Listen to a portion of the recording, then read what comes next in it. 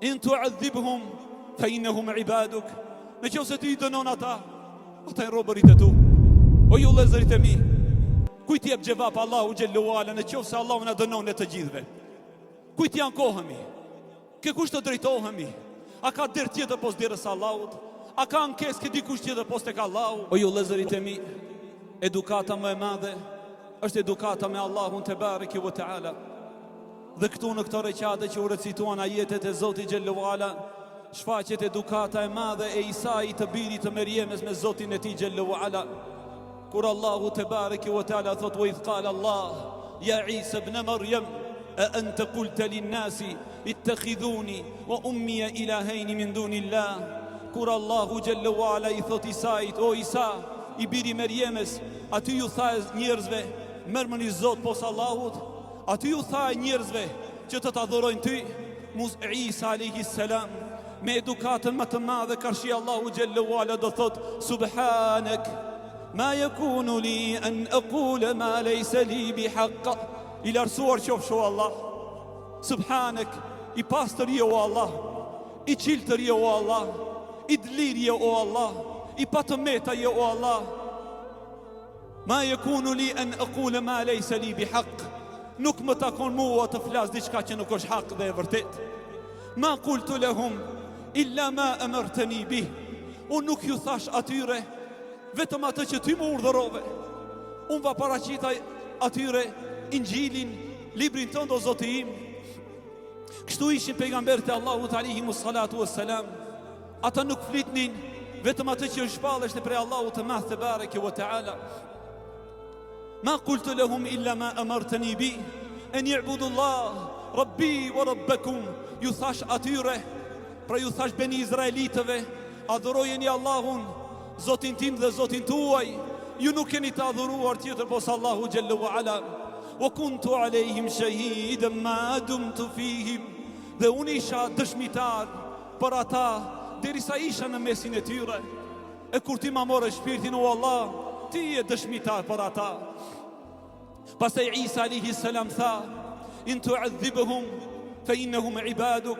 Në qoftë se ti, o Allah, I dënon ata janë robërit e tu. Në qoftë se ti, o Allah, I dënon ata janë robërit e tu. Në një natë prej netëve u zgju pejgamberi sallallahu alaihi wasallam dhe në namazin e natës hyri në namaz Allahu Akbar, e recitoi surën Fatiha dhe pas asaj e recitoi këtë ajet kuranor. Thot Aisha radiallahu anha deri në sabah vetëm e përsëritte këtë ajet pejgamberi Allahu dhe qante alayhi salatu wassalam. Allahu xhallahu ala pra thot: "In tu'adhibhum fa innahum ibaduk." Në qoftë se ti I dënon ata janë robërit e tu. O ju vëllezërit e mi, kujt jep gjevap Allahu xhallahu ala në qoftë se Allahu na dënon ne të gjithëve? Kujt janë kohëmi? Ke kush të drejtohemi? A ka derë tjetër pos derës Allahut? A ka ankesë ke dikush tjetër pos tek Allahu? O ju vëllezërit e mi, te kush ankohen banorët e Varrezave? Kë e lusin banorët e Varrezave? Kë e shpresojnë banorët e Varrezave? Wallahi billahi, vetëm se na ka lënë Allahu ende në këtë dunja dhe bëhemi me ndje mëdhej, do të vjen një ditë, o ju vëllezërit e mi, do thomi Rabbah, Rabbah, Zoti im, të lutem ja Allah. Wa in taghfir lahum fa innaka antal azizul hakim. E në qoftë se ti I falish ata, ti je I larti dhe I urti. E në qoftë se ti I falish ata, Allahu xhallahu ala është I larti, është meritori që të na falet dhe të na mëshiron. O ju vëllezërit e mi, nuk kemi ardhur sonte në këtë natë që të dëshmojmë këto lutje dhe këto duaja, vetëm shpresa e madhe në mëshirën e Allahu xhelle xhelalu dhe frika për dënimit të Zotit të madh te bareke ve teala. Vllazën edhe motra, Allahu ju ruaj dhe I mëshiroft. Të gjithë pejgamberët e Allahut kishin edukat të madhe me Zotin e tyre xhelle ve ala. Ja ku ishte Ejubi alayhi salam, për vite me radh e sprovoi Allahu xhelle xhelalu me sprova të ndryshme. I vdiqën fëmijët, u sëmu në trupin e tij, saqë nuk mbet pjesë e trupit të tij pa u sprovuar. Dhe Ejubi alayhi salatu wassalam asnjëherë nuk ju anku dikujt tjetër pos Allahu xhelle xhelalu. Dhe sa ka në transmetime, në një ditë prej ditëve kur e vorreti që trupi ka fillu t'i kalbet aq shumë sa që fillon të kalbet edhe gjuha, gajlen më të madhe e kishte, si ta kujtoj Allahu xhallahu ala. Në qoftë se më kalbet kjo gjuhë, me çka ta përmend Allahu xhallahu ala, dhe në atë moment i tha, qala rabbi inni massani ad-durru wa anta arhamur rahimin. Dëgjoni ju vëllezër edukatën e madhe të këtij pejgamberit të Zotit. I tha, o Zoti im, pra ju drejtu Allahu në emrin më të bukur që është, o Allah, o Zoti im, inni massani ad-durr, më ka godis prova. Nuk ja qej hallin, nuk e ankoj këtë ankesë ke dikush tjetër posteje. Wa anta arhamur rahimin, dhe ti je më i mëshirshmi. Ti me mëshirën tënde më ke godit me këtë provë. Atëherë Allahu xhallahu ala tha, fastajabna lah, dhe ne ju përgjigjëm me Jubit alayhis salam. Ja ku ishte Zakaria alayhis salatu wassalam, o ju vëllezër, derisa arriti moshën e pleqërisë, Allahu xhallahu ala nuk i fali fëmijë. Po në një ditë për ditëve i tha, ju lutë Allahu xhallahu ala, ja Rabbi, a nuk ma mëshiron pleqërin time? O Allah, më dhuro prej dhuratave të tua. Allahu xhelle xhelalu e përgëzoi atë me Jahjan, djalin e tij, djalin e Zakarias. E kështu ishin të gjithë pejgamberët e Zotit, o ju vëllezërit e mi. Ja ku ishte pejgamberi ynë Muhamedi, biri Abdullahi sallallahu rabbi wa salamu alej. Qohështë e natën, binte në sejdë, e madhëronte Allahu xhallahu ala me subhana rabbi al-a'la, i lartësuar që Zoti im i lartë në pushtetin e tij, i lartë në emrat e tij, i lartë në cilësitë e tij, i lartë në veprimtarinë e tij, i lartë në qenien e tij, la ilaha illallah. Pastaj ju vëllezërit e mi, thot Aisha radhiyallahu anha, në një natë prej netëve, nuk e gjeta në shtrat pejgamberin sallallahu alaihi wasallam. Pra, është zgju Aisha, nuk e sheh pejgamberin sallallahu alaihi wasallam. Kur ja kishte hy pejgamberi sallallahu alaihi wasallam në xhamin e vet, nga se e kishte afër, në errësirën e natës, thotë e pash në sejdë i lutesh te Allahu xhallahu ala duke i thënë, ja muqallib al-qulub, thabbit qalbi ala dinik, o rrotulluesi zemrave, ma rrotullo zemrën time në fen tënde. La ilaha illallah. Pejgamberi Allahut, i cili kishte garancë prej Allahu xhallahu ala në përforcimin e zemrës së tij, megjithatë në shenjë thjeshtësie, në shenjë porulje dhe përgjërimi para Allahu xhallahu ala, thotë, o rrotulluesi zemrave, ma rrotullo zemrën time në fen tënde, ja del xhelali wal ikram. O ju vëllezërit e mi, kështu kanë qenë edhe dietarët e hershëm të Islamit. Tregon njëri prej dietarëve të hershëm, derisa një ditë prej ditëve isha duke ecur nëpër një shkëtëtir, kur ja prej së largët i po e shoh një kasoll, dhe mbrenda në të ishte një njeri që e dëgjoja duke thënë, o Allah, të falenderohem për mirësi që mi ke dhënë, që më ke dallu prej shumicës të krijesave. Hyra mbrenda, dhe kur e pash të ishte një plak i verbër edhe sakat, i varfër, nuk kishte para vetes vetëm diçka që të prishën agjërimin.